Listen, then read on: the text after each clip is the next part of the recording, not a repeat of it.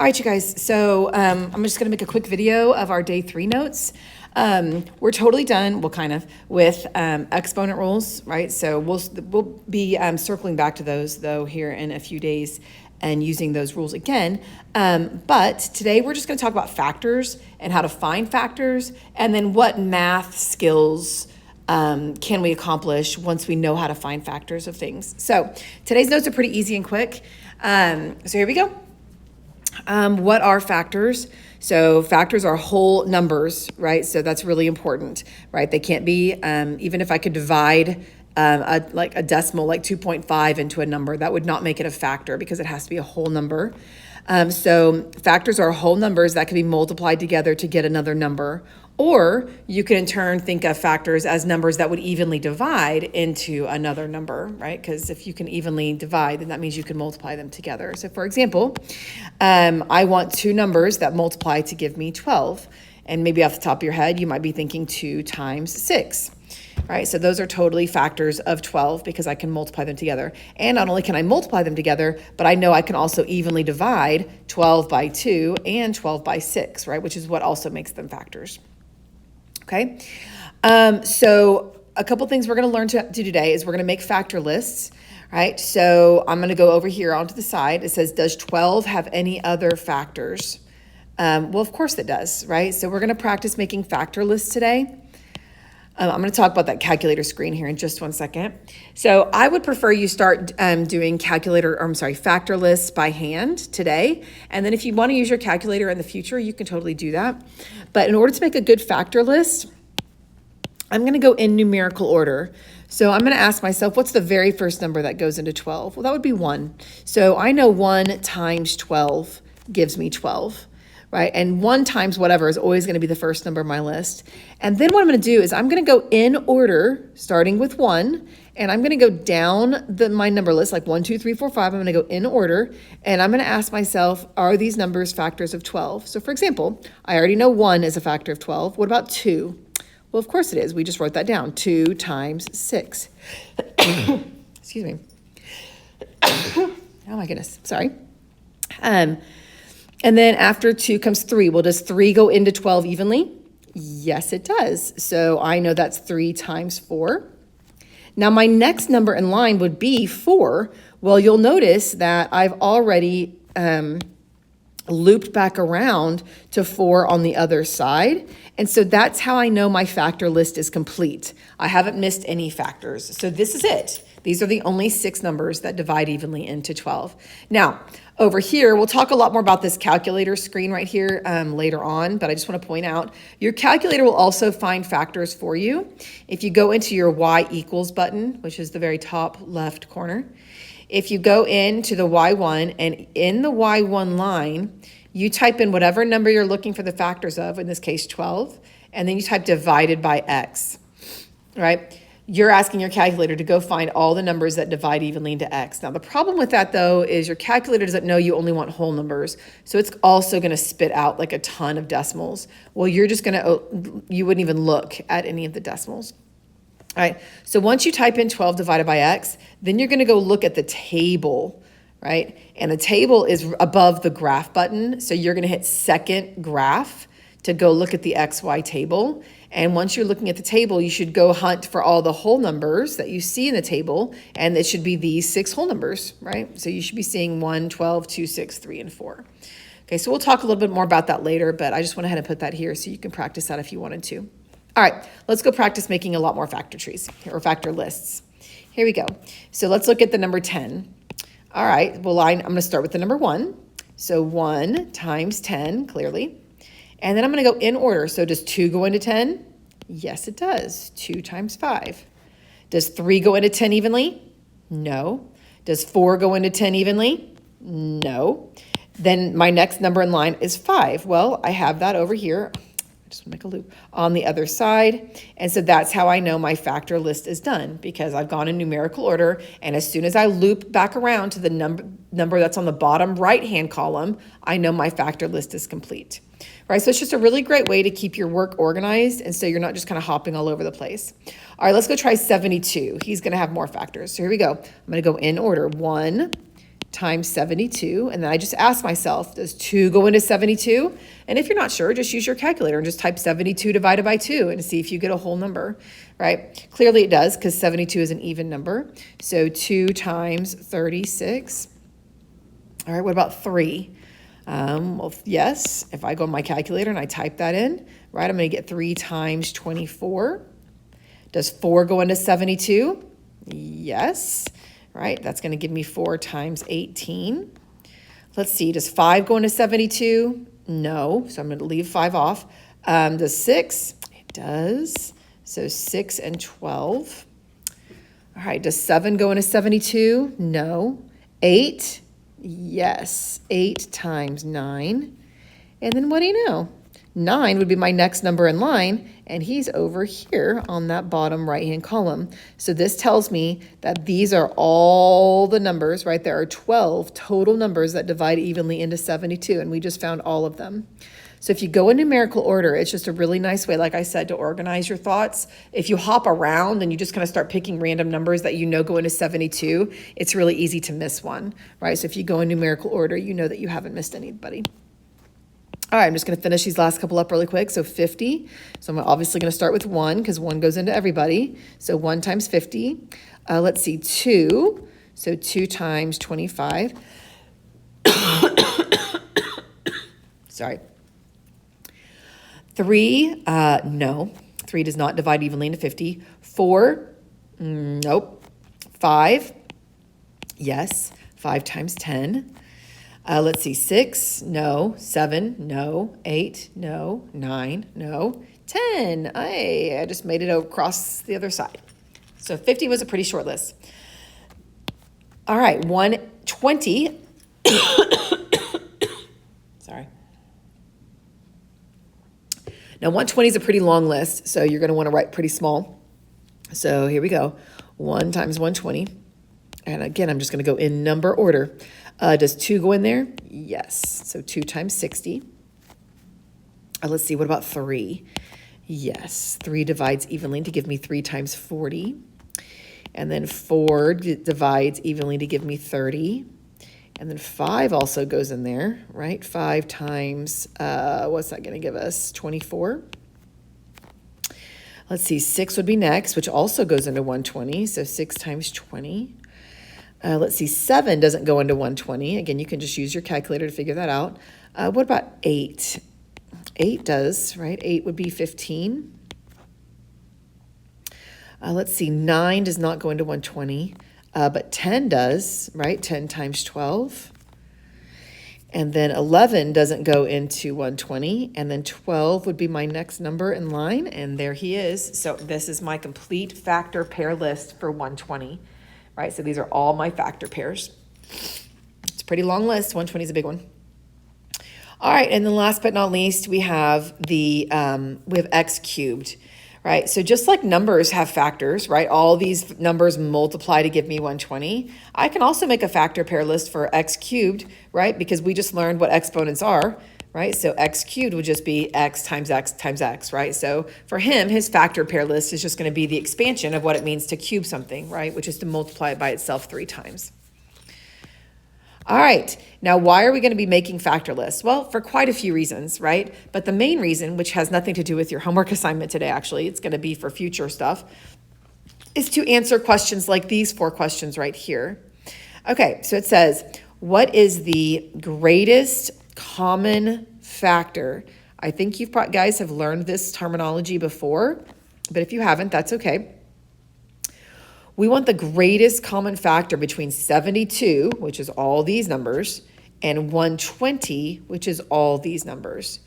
Well, if you look at those lists, they have a lot of common factors, right? They both have a 1, they both have a 2, they both have a 3 and a 4 and a 6 and an 8. Oh my gosh, they have lots of common factors. They both have a 12. They both have a 24. I think that's it. So they have tons and tons of common factors, but the greatest common factor, of course, is the highest of all of those, which would be 24. Okay, so whenever you're looking for a greatest common factor, it's obviously very advantageous to have a factor list ready to go so that you can identify just by looking at those numbers which one is the greatest one. All right, so let's do that again. Sorry, I'm going to erase all this big mess that I just made here. Okay, so the next question says, what is the greatest common factor of 10 and 50? All right, well, if I go to 10, which is all these numbers, and 50, which is all these numbers, what is the highest number they have in common? And I'm hoping you can see that that is 10, right? They both have a 10 in common. All right, we're also going to be answering questions like these guys. It says, which factors of 72, okay, so I'm only looking at these, which factors add to give you 22? So if I were to just go across and add, if I were to add all of these factors up like this, 1 plus 72 would give me 73, and 2 plus 36 would give me 38, and 3 plus 24 would give me 27, and 4 plus 18 would give me 22, and there's our winner, right? We want to find which factor pairs would add, to give us 22, and looks like our winners are 4 and 18. So these are going to be very common questions that we're going to be asking ourselves here in just a few days when we get to our quadratics here in a few days. All right, let's see. And then again, what factors of 72 add to give us 17? Well, if you go through the whole list, there's only one pair of factors that add to give us 17, and that's going to be the 8 and the 9, right? Because 8 plus 9 gives me 17, right? They multiply to give me 72, but add to give me 17. Okay, so again, these questions, they're going to be popping up here in a few days. But for now, it's just, we're just practicing making number pairs. And then next, we're going to talk about why we want to figure out factor pairs. Okay, so the next thing we're going to talk about, again, this is going to seem like totally out of the blue. Like, where is this coming from? But this is just a really good place for us to talk about simplifying radicals since we just got into talking about factors. So what we're going to do today is we're going to simplify radical expressions. Now, some of you guys might be looking at that and you're like, okay, I don't know what the word radical means. A radical is this symbol. Now, most people, when they see that, they think that that's a square root, which it totally is if it doesn't have a number tucked in this little crevice right here. But if there's a 3 right there, then it would be a cubed root. If there was a 4, it would be a 4th root, etc., right? If there's no number there, then we call it a square root because that's just kind of the default, right? But the symbol itself is called a radical, okay? So just a little vocabulary for you. So that symbol is a radical. Whatever number is underneath that symbol is called the radicand, which is kind of a weird word. And then whatever number is tucked in that little crevice right there is called the index. We're only going to be doing square roots, but when you get to future math classes, you'll do cubed roots and 4th roots and such. Okay, but for our purposes, it's going to be an understood 2, so we're going to be doing square roots. Okay, so today we're going to learn how to simplify square roots by hand, right? Your calculator is not going to do this for you, right? So here we go. What is the square root of 9, and how do you know? Well, I'm hoping most of you guys know that the square root of 9 is 3, right? So what is that? How do we know it's 3? Well, because we know that 9, the only way to get 9 is to multiply a 3 times a 3, right? And when you're doing square roots, right, you're literally, again, you don't have to write this down, but what you're actually doing is you're talking about a square, like an actual geometric shape of a square, and you're telling me that the area of the square is 9, and we want to know what would have to be the lengths of the two sides of the square, right, to give me an area of 9. Well, obviously a 3 by 3 square gives me an area of 9. So sorry, right? So that's what square rooting means, right? We're looking for pairs of numbers. Oh, I have a pair of 3s. Right, so that means I get to take the 3 out of the radical, and that gives us a perfect square. Now, if it's not a perfect square, then that means it's an irrational number. meaning that it's a decimal that goes on forever and ever and ever. So if I asked you to tell me what the square root of 20 was, well, you could type that in your calculator if you want, but you're going to get a never-ending decimal, and I don't want that, right? We want to leave all of our radicals or our square roots as exact and simplified as possible. So how are we going to do that? Well, we're going to make a factor tree. So this is called a prime factor tree. I don't know if you've ever made these before, right? But you're going to start with some number, in this case 28, and you're going to break 28 down into its prime factors. Please remember what prime means. Prime means that it can't be broken down anymore other than 1 in itself. So for example, 2 is a prime number because only 1 times 2 gives us 2. 3 is a prime number because 1 times 3. 4 is not a prime number because 2 times 2 can be broken down from a 4. Okay, so prime is is our goal, right? We're looking for prime numbers. Okay, so we're going to start making little tree branches here. So you're going to pick any 2 numbers in the world. It doesn't matter which 2 you pick. That multiplies to give us 28. So this person chose 2 and 14. Okay, so we branched off and wrote it as 2 times 14. Well, 2 is prime, so we circle it, but 14 is not prime. I can keep going with him and keep breaking him down. So 14 breaks up into 2 times 7, and then those are prime. So this is my prime factor tree for 28, which means that 28 is found by multiplying 2 times 7, right? If I take all these primes and I multiply them together, I'm going to get 28. Now, it doesn't matter how you break it down. Some of y'all might be thinking, well, I wouldn't have used 2 and 14. I would have used 4 and 7. Well, that's fine because 7 is prime, and then my 4 breaks down into 2 times 2, which are prime numbers. And notice I still ended up with 2 2s and a 7. So it doesn't matter what numbers you initially pick to start breaking down the factors. We're all going to end up with the same factors at the end of the day. Okay? All right. So how does this work? All right, here we go. This is going to seem kind of weird maybe at first, but once you get the hang of it, it's really easy. Okay, so here we go. I want to find the square root of 45. That is not a perfect square. If you type it on your calculator, right, you're going to get an infinite decimal, which we do not want, right? So we are basically going to simplify the square root of 45. Okay, so what I'm going to do is I'm going to go off to the side and I'm going to make a factor tree for 45. Now, I'm not making factor pair lists like we did a second ago. I'm making a prime factorization tree. So I'm going to ask myself, what 2 numbers do I know that multiply to give me 45? Now, you might be thinking 5 and 9, which is great. Or maybe you're thinking 3 and 15. That's great too. It doesn't matter. I'm going to go ahead and just stick with 5 times 9. And I'm going to ask myself, can 5 be broken down anymore? No, he's prime. So I'm going to circle him. What about the 9? Well, he's not prime yet. So I'm going to break him down into 3 and 3, and those are prime numbers. The reason I like to circle my primes once I get to the end is because once you break a number down into 2 smaller numbers, you don't look at those numbers anymore. When it's all said and done, you should only be looking at the circled primes. So now you're going to ask yourself, did anybody pair up? Because remember, we just talked about this a second ago. We know that the square root of 9 is 3 because 3 times 3 is 9. So what we're looking for is pairs. All right, so when I come back over here, I notice I have a pair of 3s.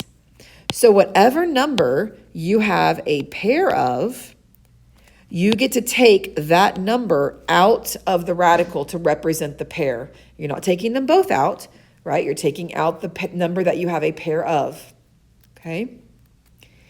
And then whatever, I always say you have to have a buddy to leave the house, right? That's my cheesy little phrase for square roots, right? So the square root is like a house, right? And you have to have a buddy, a twin buddy, to leave the house. So I have a pair of 3s, so a 3 got to come out of the house. But notice this sad little 5 right here. He doesn't have a buddy 5, so he has to stay inside the house, okay? And this is my answer. All right, 3 square root 5. That is the simplified answer of the square root of 45. And you can check that if you want to. You can type the square root of 45 on your calculator and then type in 3 root 5 on your calculator, and you're going to get the same decimal. Okay. All right, let's do that again. Here we go. 80. Okay, let's see. Off the top of my head, I just think 8 times 10, but you can pick whatever numbers you want. Neither one of those are prime, so I'm going to keep them going. So 8 is 4 times 2. 2 is prime. 4 is not prime. He can be broken down into 2 times 2. Okay. So that left side is done. Now I'm going to go back to this 10 over here, which is 2 times 5, and those are both prime.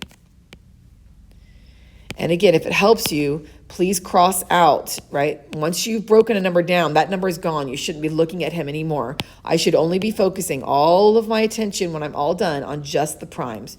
2 times 2 times 2 times 2 times 5. That's how I get 80. So now I want to simplify this radical, or this square root. All right, so remember we just talked about you've got to have a buddy to leave the house. So does anybody buddy up? Yes. So I have a pair of 2's, which means I get to take out a 2 to represent that pair.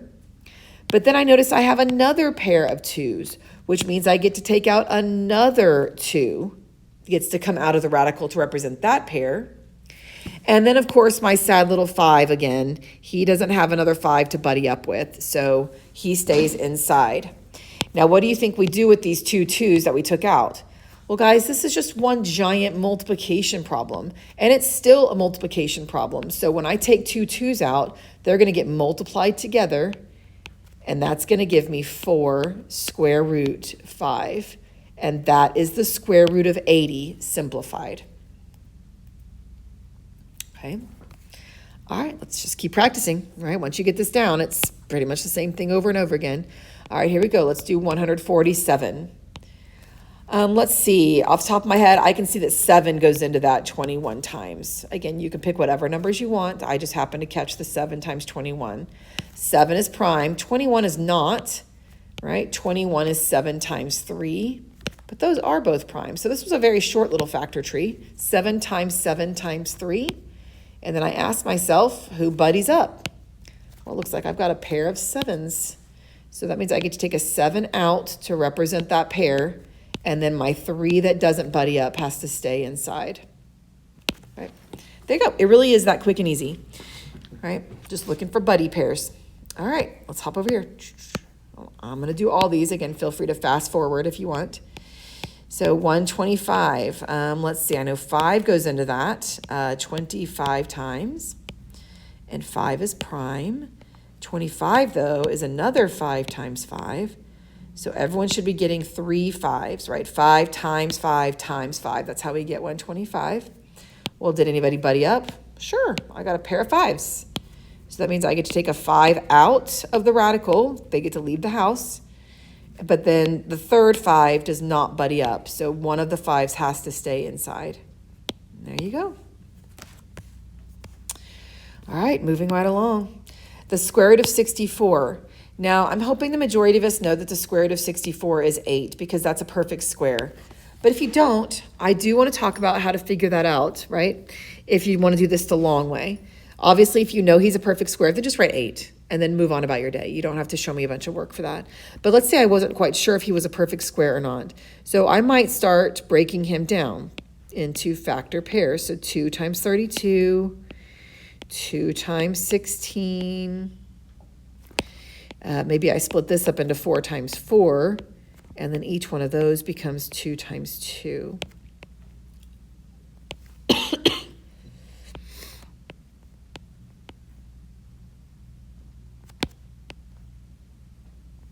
Okay, so I've got 6 2's. Well, if I have 6 2's, that means everybody buddies up. So this guy, again, think about what's happening. Here's my square root. I have a pair of 2's, so that 2 gets to come out. I have another pair of 2's, so another 2 gets to come out. And then I have another pair of 2's, so another 2 gets to come out.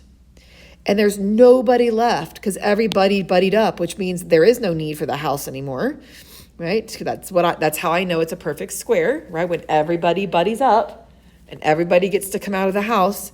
And then, of course, those 2's just all get multiplied back together that we took out. And 2 times 2 times 2, what do you know? That gives me 8.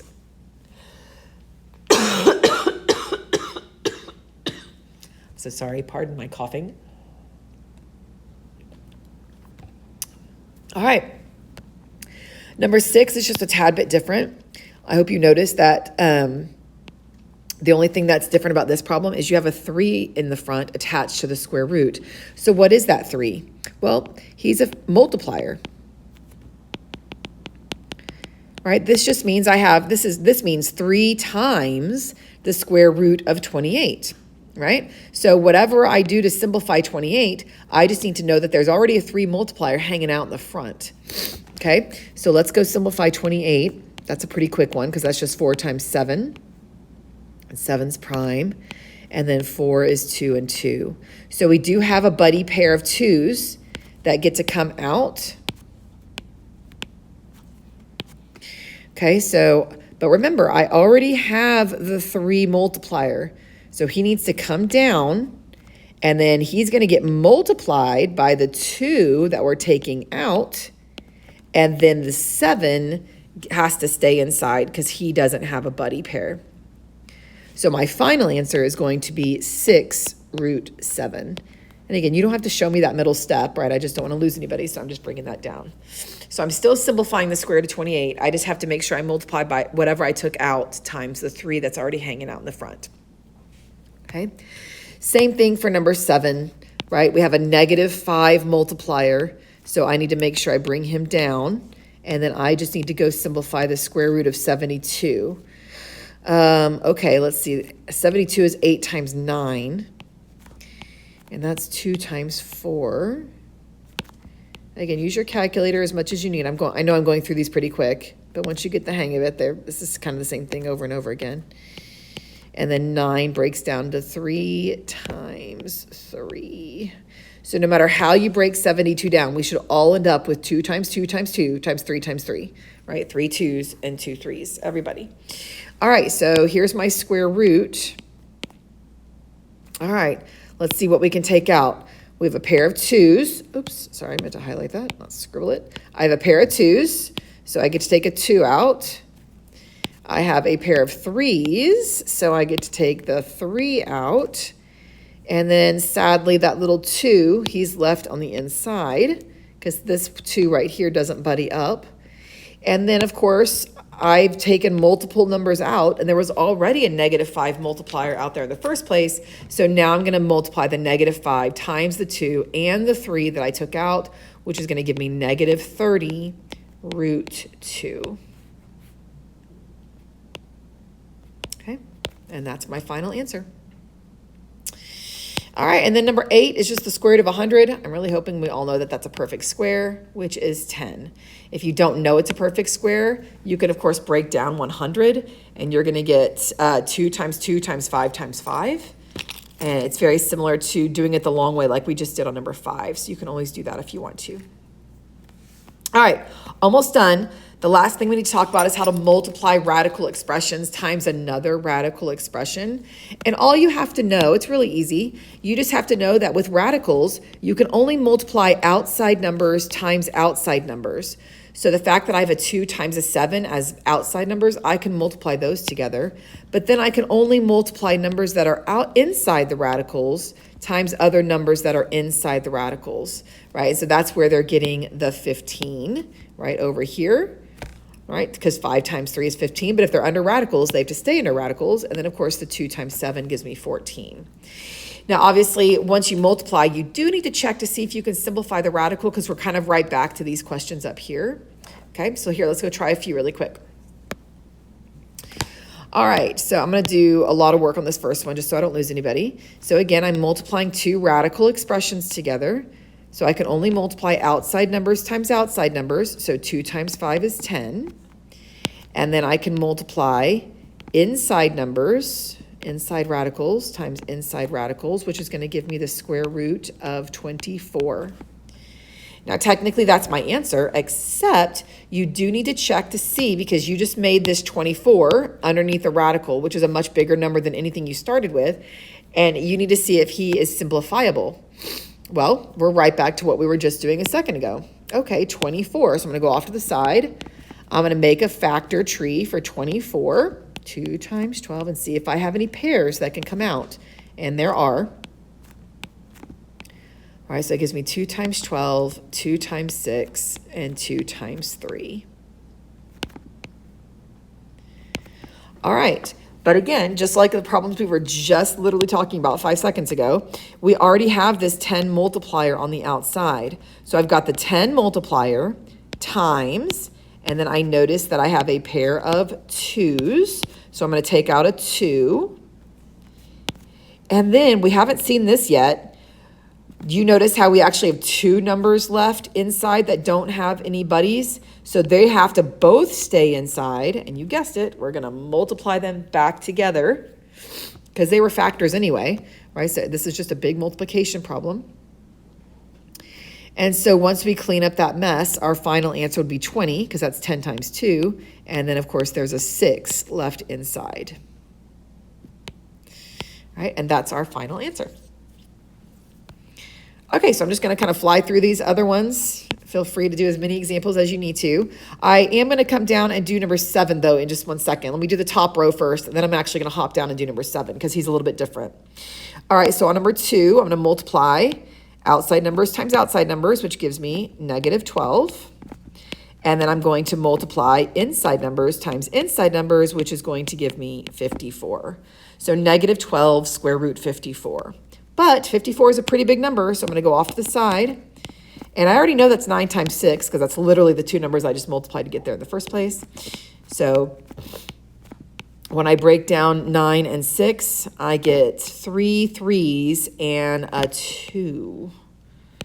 Okay, well, that means I have a pair of 3s, so I get to take a 3 out, right? Well, that 3 that I take out is going to get multiplied by the negative 12 that's already out there. So that's going to give me negative 36.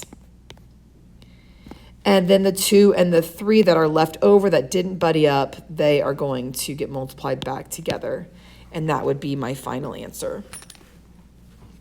If you want to write the interim step, I kind of skipped what I did a second ago, right? Obviously, if you want to, you can say negative 12, right, times the 3 that we took out, and then square root, and then we had the 2 times the 3 left over on the inside, right? So that's where that negative 36 root 6 is coming from.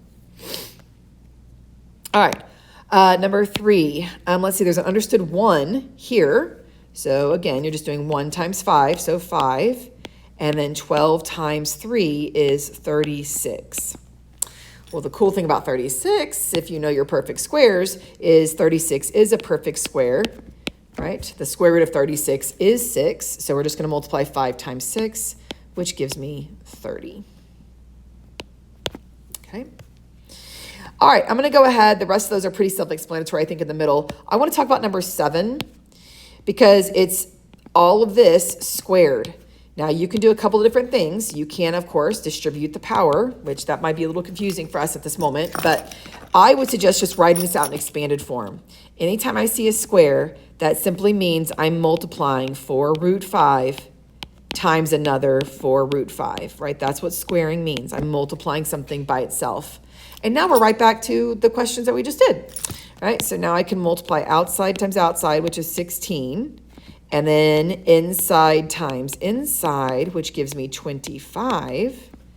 And luckily for us, the square root of 25 is a perfect square, right? That gives me 5. So 16 times the 5 is going to give us 80.